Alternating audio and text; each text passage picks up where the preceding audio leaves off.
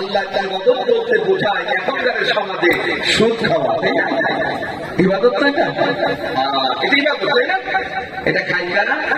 সুন্দর করে royal tiger খায়, তাই না? খাই কারা? ও রাতে জানলা করে শিয়াল আমাদের সাথে দেখা হয়, শিয়ালে মনে সুদ খায়। রাগ করেছেন আমার উপরে? সুদ এটা একটা হারাম কাজ। এই পৃথিবীতে সুদের সর্বনিম্ন গোনা হলো নিজের আপন মায়ের সাথে জেনা করা। আজ এই সুদ পৃথিবীর প্রতিটা মুসলমানদের ঘরে ঢুকে গেছে। আগের জামানায় সাহাবীদের অভাব হয়েছে, জীবনে কারোর কাছে এইরকম সুদি কারবার যাদের লিপ্ত হয় নাই, তারা গভীর রাত্রে সিজদায় পড়ে দিয়ে আল্লাহর কাছে কেঁদেছে। আল্লাহ সাহাবীদের অভাবটাকে দূর করে দিয়েছে। কথা বলেন ঠিক না বেঠিক? আর এখন এমন একটা সমাজে বাস্তব স্বভাবে পরিণত হয়েছে, অধিকাংশ মানুষ সুদের সাথে জড়িয়ে যাচ্ছে। কথা বলেন ঠিক না বেঠিক? আমাদের ইবাদত করতে হবে আল্লাহ। আমি খুব দ্রুত আগাতে চাই। সুদ এটা ইবাদত নয়, ঘুষ এটা ইবাদত নয়, ধর্ষণ এটা ইবাদত নয়, মানুষতা এটা ইবাদত নয়, বিবাদ এটা ইবাদত নয়। এই কাজগুলো আজ মানুষের ভিতরে সব থেকে কম না বেশি? বলেন না কেন কম না বেশি? অথচ এই মানুষকে আল্লাহ সৃষ্টি করেছে কি সুন্দর করে। আল্লাহ বললেন, আমি তোমাদের পাঠিয়েছি বান্দা লিল্লাহি রাব্বিল আলামিন, একমাত্র আমি রবের ইবাদত, আমি রবের বন্দেগী, আমি রবের পাইকারি করার জন্য। বলেন না কেন সুবহানাল্লাহ? এখন অনেকে বলতে পারে না হুজুর তাই ইবাদত বলে একটু বলে দিলে ভালো হয়। আমার দিকে তাকা, আমরা মুসলমানের ইবাদত বলতে বুঝি নামাজ, ইবাদত বলতে বুঝি রোজা, ইবাদত বলতে বুঝি হজ, ইবাদত বলতে বুঝি যাকাত, ইবাদত বলতে বুঝি রোজা, ইবাদত বলতে বুঝি পিতামাতার খেদমত, আর অসংখ্য ইবাদত আছে না নাই? এখন অনেকে বলতে পারেন হুজুর আমরা মুমিন মানুষ, কোরআন হাদিস তেমন একটা জানি না। একজন মুসলমান আমানতু বিল্লাহ, আল্লাহর প্রতি ঈমান না করে তার জীবনের প্রথম নাম্বার ইবাদত কোনটা হবে একটু বলে দিলে ভালো হয়। আল্লাহ তাআলা তাও বলে দিলেন, ও দুনিয়ার বাদশা, এই পৃথিবীর মধ্যে আমি আল্লাহ পাক রব্বুল আলামিন যত ইবাদতের কথা বলেছি বান্দা, তোদের জীবনের প্রথম নাম্বার ইবাদত হবে আমানতু বিল্লাহ, আমি আল্লাহর প্রতি ঈমান আনার পরে একজন মুসলমানের জীবনের প্রথম নাম্বার কাজ হবে ওয়াকিমুস সালাত, দৈনন্দিন সালাতের জন্য এ মসজিদ অবনত করে ওই মসজিদে গিয়ে 5 বার হাজিরা দেওয়া। জোরে বলেন ভাইবা। এখন অনেকে বলতে পারেন হুজুর এত ইবাদত থাকতে আল্লাহ নামাজের কথা কেন বললেন? এর কি কোনো যুক্তি আছে? হ্যাঁ, এর যুক্তি আছে। হে ভারতের মুসলমান, আল্লাহ তাআলা যত ইবাদতের কথা বলেছেন তার মধ্যে সর্বপ্রথম নামাজের কথা কেন বললেন? আগে তার দলিল হলো এই আজ পৃথিবীর মধ্যে কত পার্টি আছে না? ও ভারতের মুসলমান, কিয়ামতের ময়দানে আমার আল্লাহর কাছে এত পার্টি এত দল থাকবে না। আমার আল্লাহর কাছে পার্টি হবে মাত্র 2টা। ধরে বলেন কয়টা? একটা পার্টির নাম হবে হিজবুল্লাহ, তারা হবে জান্নাতি। আরেকটা পার্টির নাম হবে হিজবুশ শাইতান, তারা হবে শয়তানের দল, জাহান্নামী। 2 দল, 2 দিকে আল্লাহ তাআলা বলবে জান্নাতি যারা তারা জান্নাতে চলে যা, জাহান্নামী যারা তারা জাহান্নামের মধ্যে চলে যা। আল্লাহর অনুমতি প্রাপ্ত পাওয়ার পরে জান্নাতীরা জান্নাতে চলে যাবে, জাহান্নামের মানুষগুলো চলে যাবে জাহান্নামের মধ্যে। জান্নাতী মানুষগুলো জান্নাতের মধ্যে আল্লাহ তাআলার অনুমতিগুলো না খাইবে, খাইতে খাইতে কোন নদীর আপনি কারীর কাছে দরখাস্ত করবে, আল্লাহ জীবনে যা কল্পনা করি না তাই তুমি আমাদেরকে জান্নাতে দিয়েছো। তোমার কাছে একমাত্র ফরিয়াদ, তোমার কাছে একমাত্র চাওয়া, জীবনে একটিবারের জন্য হলেও তুমি আমাদেরকে জাহান্নামটা দেখাও। হৃদয়ের কান্দি কথাগুলো শুনে যাও, আগামীতে দেখা হবে কিনা জানি না। জান্নাতের মানুষগুলো আল্লাহর কাছে দরখাস্ত করার সাথে সাথে আল্লাহ পাক রব্বুল আলামিন তাদেরকে ডাকতে বলল, আমার ফাসিলাত সাগরী তুমি আমার ভালো কাজ করার কারণে আমি আপনাদেরকে জান্নাত দিয়েছি, আর জাহান্নামটা দেখতে চাই, যা আপনাদেরকে জাহান্নামটা দেখার অনুমতি দিয়ে দিলাম। জান্নাতের মানুষগুলো আল্লাহর অনুমতি প্রাপ্ত হওয়ার পরে জাহান্নামটা দেখার জন্য রওনা হবে। জাহান্নামের গেটের সামনে যখন যাবে, জান্নাতের মানুষগুলোকে দেখে জাহান্নামের ফেরেশতারা তাড়াতাড়ি জাহান্নামের গেটটা খুলে দিবে। এবার জান্নাতের মানুষগুলো তাকায় দেখবে ওই জাহান্নামের মধ্যে অসংখ্য তরুণার তরুণী, যুবকার যুবতী মাথা নিচু করে চোরের মতো দাঁড়িয়ে চোখের পানি ছেড়ে দিয়ে কাঁদছে। জান্নাতের মানুষগুলো জিজ্ঞাসা করলো, ভাই তোমাদের তো দেখে মনে হয় না তোমাদের শরীরের মধ্যে কোনো রোগ শোক আছে? এত সুন্দর বাড়ি, এত সুন্দর ফিটনেস, এত সুন্দর চেহারা থাকার পরেও কেন আমার রব আমাদেরকে জাহান্নামে দিয়েছে? আমরা জান্নাতে যেতে চাই।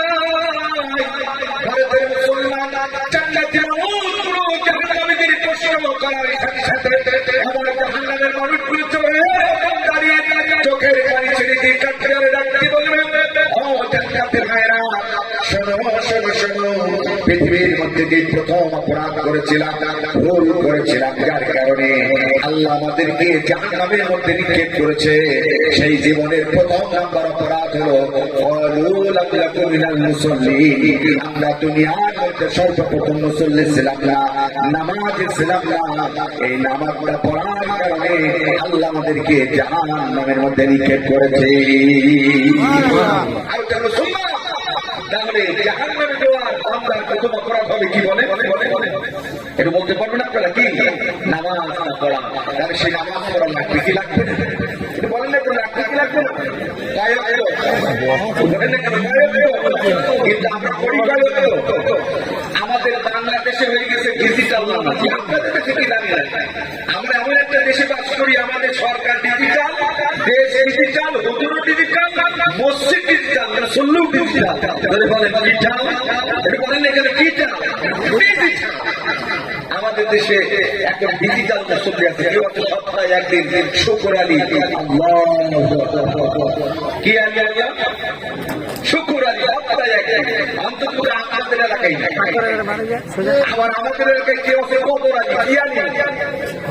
খারাপ করবে না, শুধু জনগণের ভোট নিয়ে ঠান্ডায় দেখায় আমাকে তো আল্লাহ আর ফেরেশতা বাংলাদেশের একটাও জোরে বলেন একটাও ভোট দিয়ে শেষ হয়ে যায়।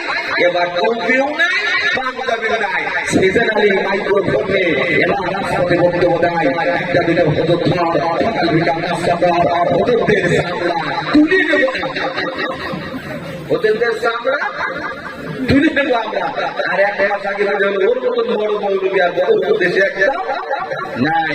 এবার রাজপথ বড়, এবং তারা আমাদের দেশে বক্তব্য দেয়, বাংলাদেশে ধর্ম নিয়ে কাউকে রাজনীতি করতে দেওয়া যাবে না, ধর্ম নিয়ে কাউকে ব্যবসা করতে দেওয়া যাবে না।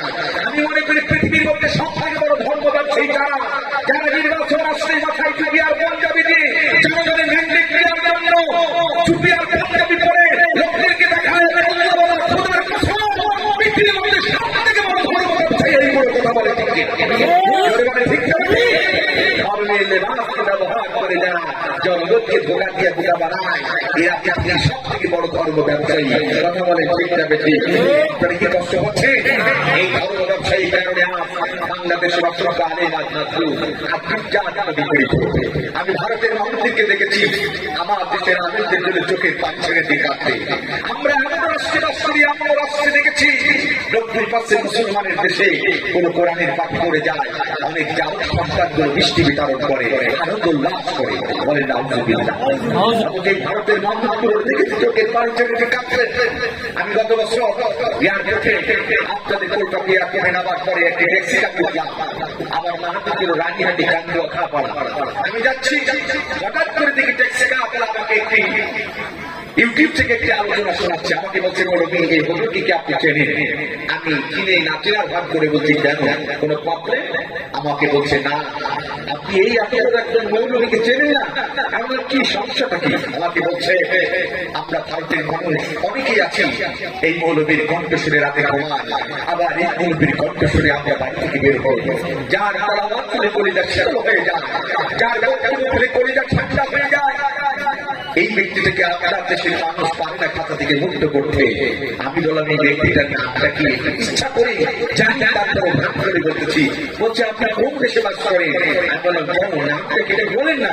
তিনি বলছেন তিনি আর কেউ নয়, তিনি বলেন আমাদের বাংলাদেশের গৌরব, বিশ্ব নজরুল মুফাসসির কোরআন, যাকে কোরআনের পাখি হিসাবে চিহ্নিত আল্লাহ বলার সাথে আমার করে পানি পড়ছে। আমি বলতেছি ভাই, আপনি কি হিন্দু রাষ্ট্রে বাস করে বাংলাদেশের প্রখ্যাত আলেমকে চিনতে পারলেন বিশ্ব নদীতে মুফাসসির কোরআনকে চিনতে পারলেন। আমি এই ব্যক্তিকে চিনি, কিন্তু আমরা চিনেও তারপরে না চিনা ভাগ করে আপনাকে বলেছিলাম। আসলেই আমরা কিয়ামতের ময়দানে আল্লাহ আদালতের কাজ করায়, যেটা আমাদের কাজ করায়, আমরা আমাদের বাংলাদেশের অসংখ্য মানুষ হয়তো সেদিন ফেসে যাব। আল্লাহর চাপটা হয়তো আমাদের কপালে ধরবে না। আমি আমাকে বলছি মৌলভী সাহেব, আমরা হতে পারি ভারতের মুসলমান, হতে পারি আমরা সংখ্যায় কম, কিন্তু ওনার মতন এরকম জবরদস্ত আলেম যদি আমার দেশের জেলখানে থাকতো, আমরা ভারতের মুসলমানেরা জেলের তালা থেকে তাকে মুক্ত করে আনতে আমরা হয়ে গেল, আমার হৃদয়টা প্রশস্ত হয়ে গেল। আল্লাহ এই ভারতের মুসলমানদের ইমানের আমাদের থেকে হাজার গুণ বেশি বলে না কেন? এই জানিয়েরা, এই লেবাসধারীরা, এই সিজনাল নামাজিরা আমার দেশের অসংখ্য আলেমদেরকে কষ্ট দিচ্ছে। প্রখ্যাত আলেম এই ডক্টর কিরানুল হক আমাদের দেশে ঢুকতে পারে না। আল্লাহ আমি হাজার মতো মানুষ নিরপরাধ 925টা দিন জেলখানায় বন্দী। আল্লাহ মোহাম্মদ হকের ঘটনা একটা বিশ্বনন্দিত বাংলাদেশের প্রখ্যাত হাদিস বিশারদ আল্লাহ আব্দুল হক সাহিত্যের হাদিস আব্দুল হক সাহেব তার 50 শত সন্তান বাছাইয়া দিত। শুধু হাজারো মুফতি আমির হামজা নয়, আল্লাহ মোহাম্মদুল হক নাই, আল্লাহ ডক্টর বিদারুল হক আধারি নয়, হাজারো আলেম আজকে অসংখ্য জেলখানার মধ্যে কাহারুদ্ধ এই সিজনালি ব্যক্তিদের কারণে। কথা বলে ঠিক যাবে না? আপনারা কি কষ্ট পাচ্ছেন? আপনারা কি রাগ করেছেন? আমাদের দেশে নামাজি পালা শুকুর আলী, কদর আলী, রমজান আলী, ঈদ আলী, তারপরে কি মাশাআল্লাহ বলেন, তারপরে কি সিজন আলী। আবার আমাদের দেশে আরেকটা গ্রুপ আছে, ওদের আমার নামাজ কালাম লাগে, ওদের কি লাগে না? নামাজ কালাম লাগে। তারা আমাদের দেশে আল্লাহর ওলি, তাদের ধর্ম ব্যবসা খুব জমজমাট, তাদেরকে কেউ রিমান্ডে নেয় না, তাদের দরবার কেউ ঘুরিয়ে দেয় না।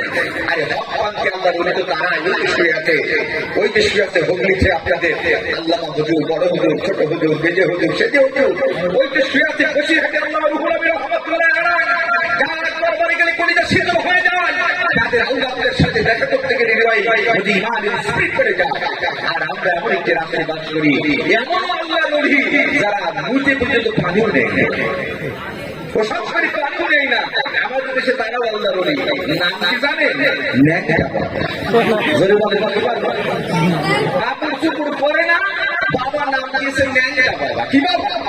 আবার তাদের পরিবারদের গানের স্টাইলটা কি?